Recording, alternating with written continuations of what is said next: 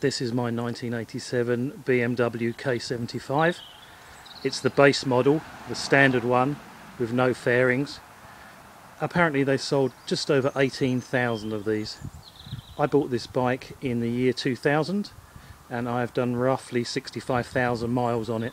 When I bought it, it had 35,000 miles on the clock and it had certainly seen some action. I think you can see from the dent in the tank that it's been over a few times.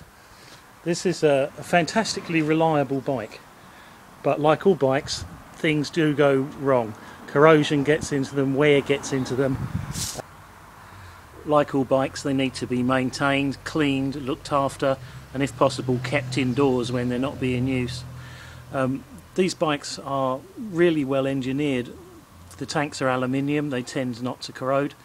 But after about 15 or 16 years you'll find that most tanks have actually rotted through just here, just at this point, and you can just see a little bit of red in there where I've warmed the paint off. I had that aluminium welded now about 6 years ago, because basically all the crud from the tank sits at that point and gradually eats its way through. Rather than do it by system, I think what I'll do is I'll start at the front of the bike and work my way to the back of the bike and just explain what things I've had to repair and what needs to be done as the bikes get older. You've got to remember this is now 31 years old. Still drives like a train. It's got incredible power. I mean, these are, although they're heavy, they're about 500 pounds. They've got 70 brake horsepower and they can really pull. They reckon 0 to 60 in 3.6, and I imagine it probably still does that. Starting right at the front, when I first got this bike, and it had obviously been crashed, one of these stanchions had quite a bad wear mark in it, all the way up the back of it. So I had to replace the stanchions within a very short time. You can get replacement ones. Mine came from Motobins, they're remanufactured. They weren't a lot of money and it's actually easy to change them. Later on in its career I had to change the front discs. These are not BMW discs, they are pattern parts again, came from Motobins or Motorworks, one of the others. Reasonably easy to change. Within about 6 months of owning a bike I realised that the front tyre kept going down, and the reason for that was because the aluminium rims had become porous. They're actually painted and the paint wears thin and they corrode inside and then they start to go down, and I had mine powder coated. So that's now, what, 12, maybe 15 years ago that I had that done. Ever since I've had the bike I've used Bridgestone BT45s, Batlax BT45F. I've never had any problems with this. I get amazing wear. When I was a more spirited rider I'd only get about 4,000 miles out the back tyre. I'm up to something like 10,000 miles now. While we're here, it's just worth looking at the brake pipes. They corrode, and you can see that this all needs cleaning down. It's starting to corrode away, it just needs some wire wool. These are the original. A lot of people put on braided hoses.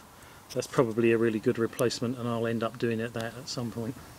One of the first things I did when I got my bike was I put on the fender extender, little plastic extension to the front fender, with the aim of trying to keep the dirt off the underside of the bike. You can see from just one ride out on a February day, nice and warm, the amount of stuff that gets thrown up the front of the engine, and more importantly under the engine.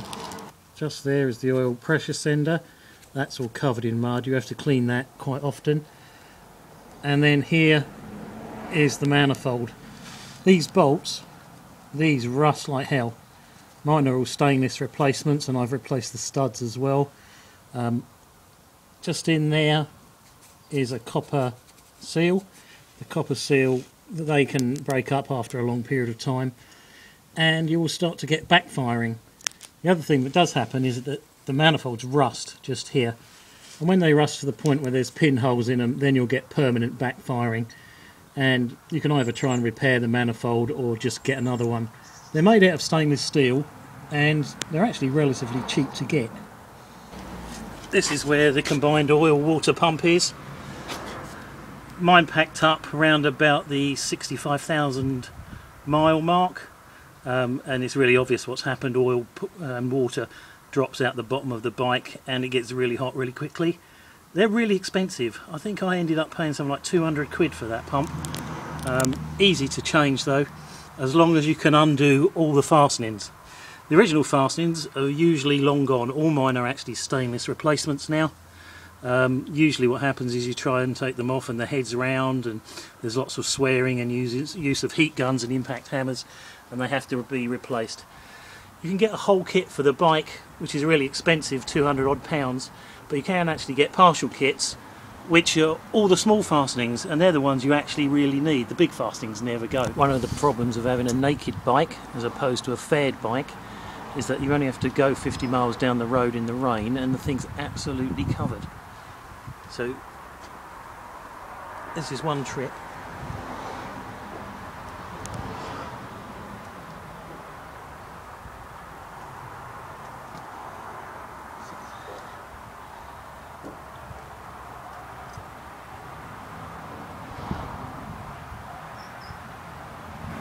If you don't clean the bike as quick as you can, you get this. This is actually aluminium oxide coming out of the casing, and it will come out through the paintwork as well. So lots of WD-40 and a quick rub down. So basically every time you go out in the rain you must clean the bike, otherwise it will rot away extremely quickly. Come up to the top of the bike.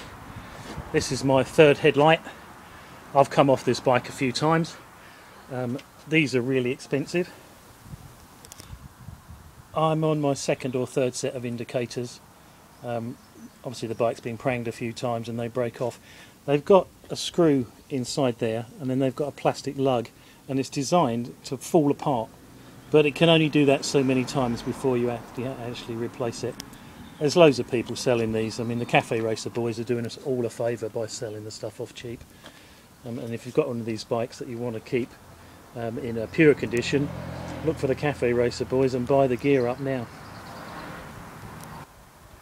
One of the reasons I came off the bike and I was driving a straight line and it just threw me off is that the front wheel bearings wear out, and inevitably one side goes before the other.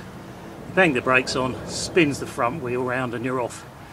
Changing those wheel bearings is not actually that difficult. The trick is, when you want to get the bearings out, heat the wheel up with some hot water from a kettle and drift them out with a screwdriver. Put the bearings in the deep freeze overnight if you can, and then when you come to put them back in, they're a press fit. Easy job.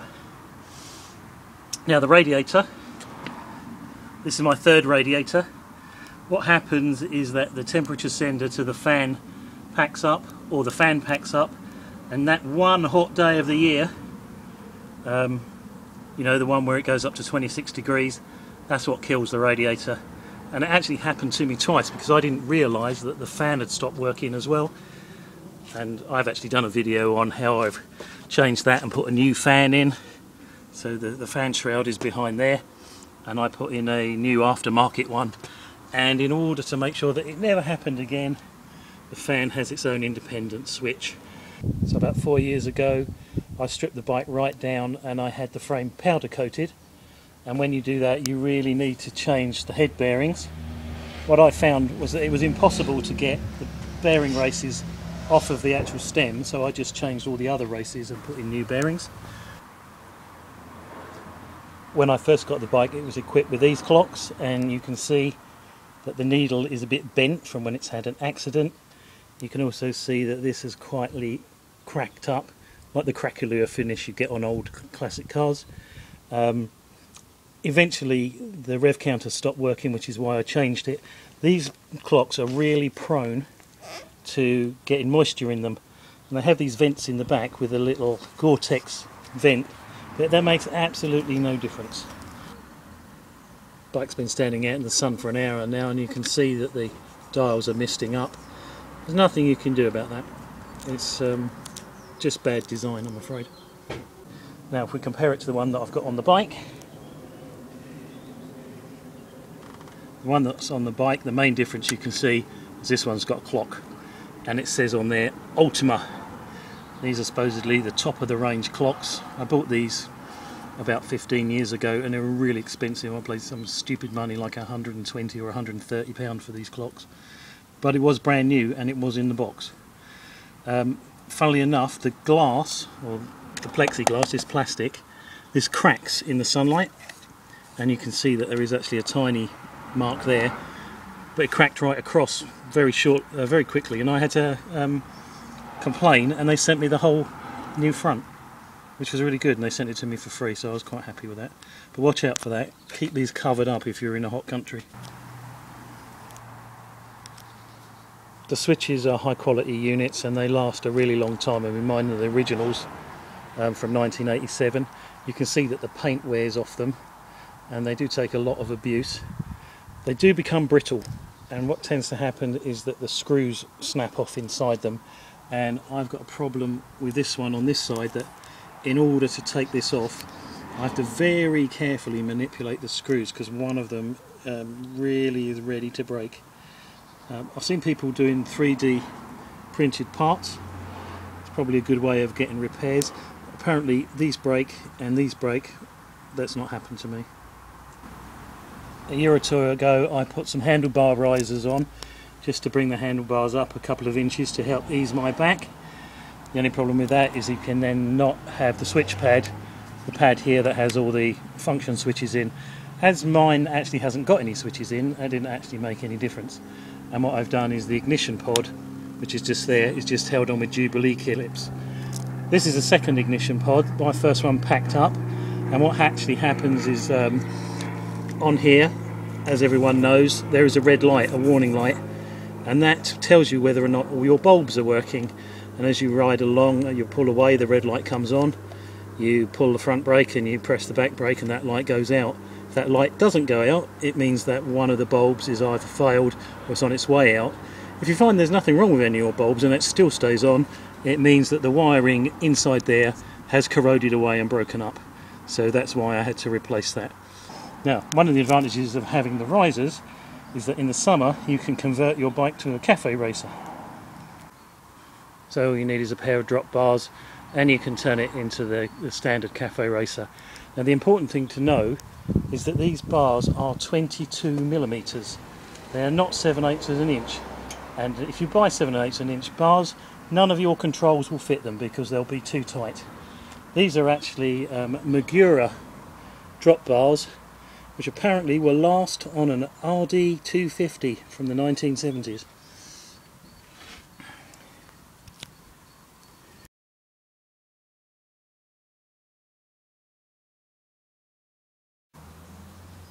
This is the original fuel cap, and obviously I've got two different keys because I've changed the ignition pod. So the old one is for the fuel cap. These can gum up inside, you can let dirt in, and the seals can fail. Now if the seal fails, which is there, you fail your MOT. So last time I had it done, this rubber seal here, the one that goes around the outside, and this one was looking a bit ropey and I was advised on it, so I bought a seal kit and replaced it. The seal kit comes with all sorts of things that go inside here. I was unable to disassemble this, so I didn't bother. Just the bits you can see are the ones that you need to do. Now because this is the base model, it doesn't have a lot of the clocks that the other later, more expensive bikes have, so in order to get some idea of the temperature it was running at, I put on this oil gearbox temperature sender. I bought this from Heinz-Gerica about 12 years ago. You can still buy them, they're still exactly the same. The bike should run at 80 degrees. You have to remember though that 80 degrees there is not 80 degrees in the radiator, and if you've got dodgy temp sender and a dodgy fan, you're going to lose the radiator. The radiators are now hard to get hold of and they're expensive. I paid about 120 quid for the first one, and I was lucky I got an eBay deal for about 80 quid for the second one, and that's been good so far. So looking up underneath the radiator, this pipe comes into a T-piece, and just there is the water temperature sender. If that doesn't work, then the fan won't cut in, and that leads you to losing the radiator on a very hot day. Inside this plate is the Hall effect sensor, a piece of electronics that runs the ignition. If that goes wrong, it goes wrong slowly and the bikes play up like hell. I had a K1100 and that was a bloody nightmare. and it ended up costing me something like 350 quid to have it put right, because I couldn't figure out what it was that was making it start when it feel like it, stop when it feel like it. Sometimes it wouldn't start, sometimes it would. You can see I've got the engine bars on there. That's my second set of engine bars. They are invaluable because, as you can see, they do take the stress of an off. I had quite a magnificent off in black ice about 6 years ago, and that's when I decided that this wasn't going to be my everyday bike. As a result of that, obviously the bar was bent, the footrest was smashed in half, the exhaust pipe was bent, the stand was bent. I did the job that I'd been going out to do, and then I cable tied it all back up and then drove back and then replaced them. The reason mine are a strange grey colour is because I had them anodised, and cast alloy goes grey. I'm not really bothered about the colour, it actually fits in with all the other 50 shades of grey on this bike. One thing I did add was a cover that covers up the fuel injectors. They tend to get lots of grit and oil and dirt in there. It is worth taking that off quite often though, just to make sure they're clean. And I have actually put the horn on the side, and the reason I've done that is because the replacement radiator didn't have the mount point for it. This is the fuel injection rail, so you can see that mine is really nice and shiny because I've taken it off and stripped it and resprayed it. These rust. The injectors are just behind it. There's the 3 injectors, and you'll see that you've got lots of rubber fittings. You've got the 3 rubber sleeves here, you've got the petrol coming in here, you've got air balance pipes at the back. That little one there, that's particularly flexible. When that splits, that plays hell with your timing. The bike will run really badly when that's damaged. It's a good idea to keep an eye on the hoses. They do tend to rot away, and probably they'll be rotted away where you can't see them. So think about changing them every 10 years or so. I put a cover on these because people can vandalise these. They pull these wires. You don't know if they're doing it on purpose or if it's just kids messing about, but I have talked about people nicking bits off the bike, and I've been really lucky until recently, when some bugger took the blanking plug out of there. On a higher spec bike, that is where your power takeoff would be. These bikes are prone to problems with the spark plugs, and the spark plugs are behind there, but they're easy to get out and check. The HT leads are folded up in here, and they come out and they go into the coils, and the coils are under there. The coils are actually fantastically dangerous, so you must keep that cover off. If you was to put your hand on that while it was cranking over, the voltage is enormous, and so is the ampage, and it can kill you. A trick I was taught when I first got the bike is this bundle here. This is the earth bundle. One goes to the battery, one goes to my little accessory here, and the other one goes to the bundles of earth that are up there in the fuse box, and you can just about see the fuses here. This was something I was taught to do very early on because the connection between the battery and the fuse box is very poor, so you need to put a direct one in. I've never had any electrical problems, I've been very lucky. The foot peg bolts have worn out, and when you come to replace them, as I had to because I broke this, it was impossible to get them out. So these are actually Robinson headed furniture bolts, and they do the job just as well, if not better, and they look pretty smart. I replaced the handle. In order to get this off, I had to cut it off. It's amazing actually how many people don't know what this handle is for. Just under here you can see the side stand and the main stand. That is my second main stand. The first one snapped in half, and a friend of mine is a professional welder. He welded it up. 2 years later it snapped in half again, so I sent off and got another one, and that's lasted rather well. The side stand, as I said, got bent. I heated that up and straightened it up. I hardly ever use the side stand. If the bike usually leans over too far, so you can use that on the camber of a road, but not much else. The exhaust pipe is actually a second one. There's nothing wrong with the first one except for it had a massive dent in it under here, where somebody had obviously curbed it at some point.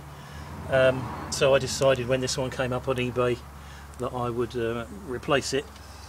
Slightly disappointed with the amount of corrosion on it now, and this is something I need to address. Also means that those bolts will not undo. This is the manifold to exhaust bracket. You can see I've replaced the nut. I've put a stainless steel Allen headed bolt on there.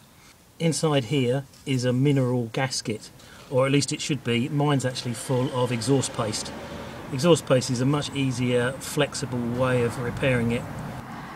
In the first half hour of having the bike, I rode off the path and onto the lawn in front of my house and rolled the bike over as the front wheel gave way, and I snapped off the gear change. So this gear change here, this is actually one from a trials bike. The standard BMW one, it has a bubble in the casting just here, and that's specifically there designed to make it snap off rather than snap your foot. I desperately needed to get the bike on the road straight away. I happened to live near a motorcycle dealer that did loads of different trials bikes, and we actually matched this one up. So this has now been on here for 19 years. This is the lever to release the seat. It just pops down like that, and you can lock it by just turning it half a turn with the ignition key. You come over the top.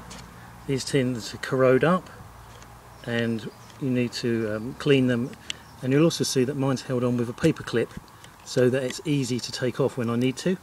If we come to the other end, that's the seat release bar. That tends to corrode up as well. That needs cleaning and lubricating.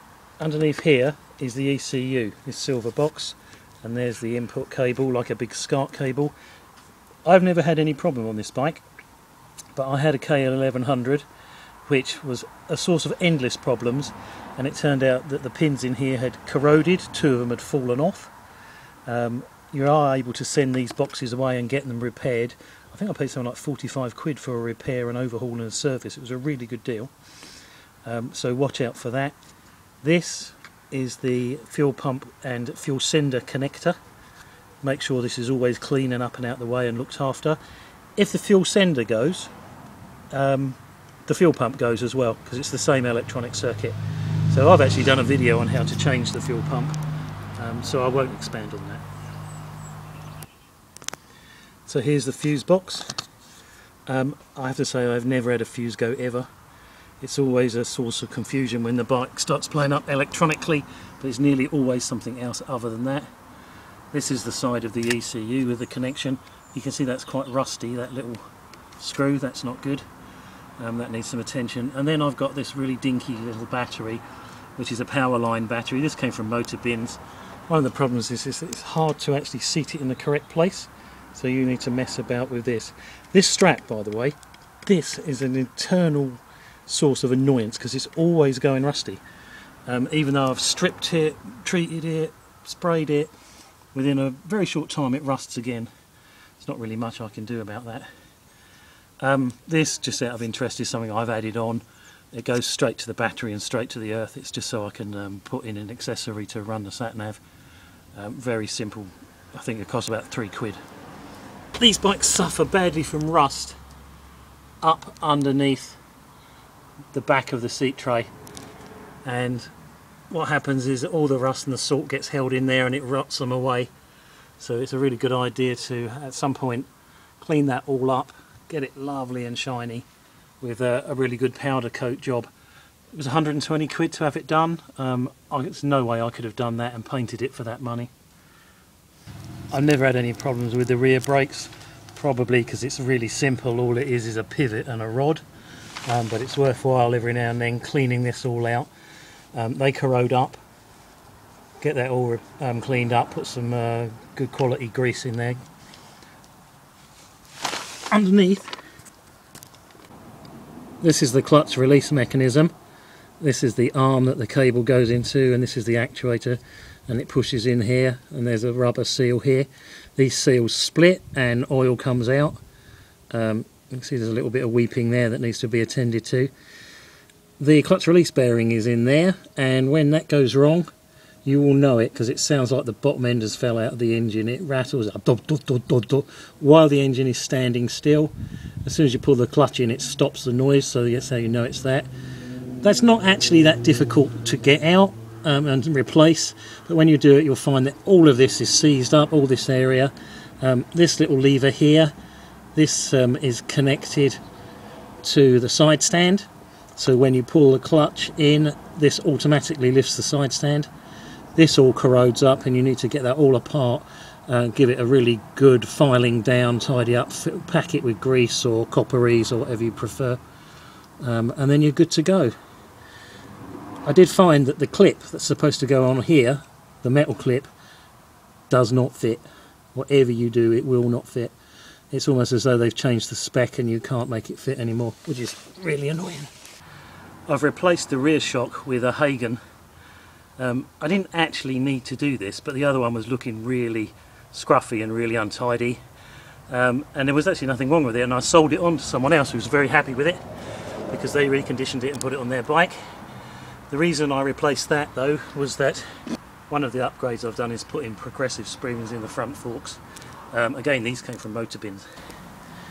The back brake, I have never changed the shoes on the back brakes ever. I'm old school. I was taught to brake 70-30. I probably brake 80-20, so I've never actually changed them in all the time I've had. What I have done though is I've replaced the transmission in the bevel box, and I've also greased the spline. That's actually quite an easy job. You need just to undo that, take its weight, undo those, pull it off.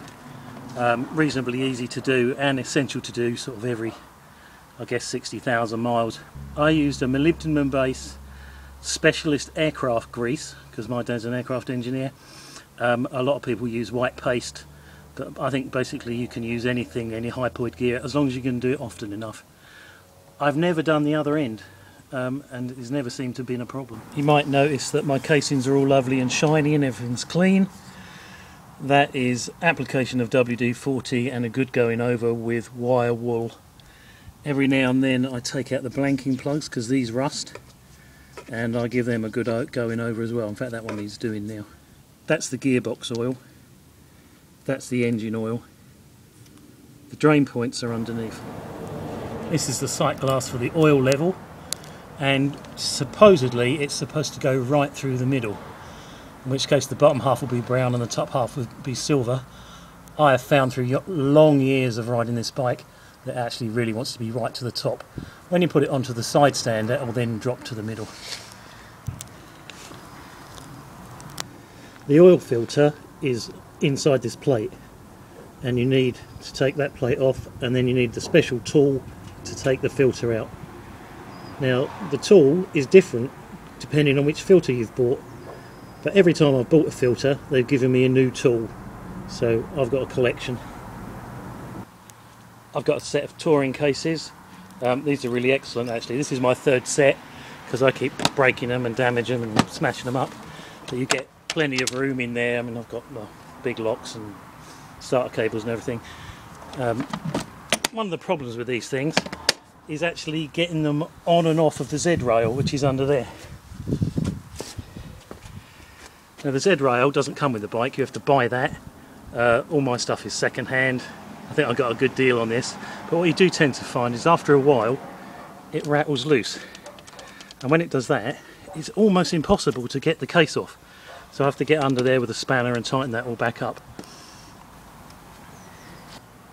Well, just to finish off, I suppose I ought to prove that the bike runs up. Well, it's completely cold.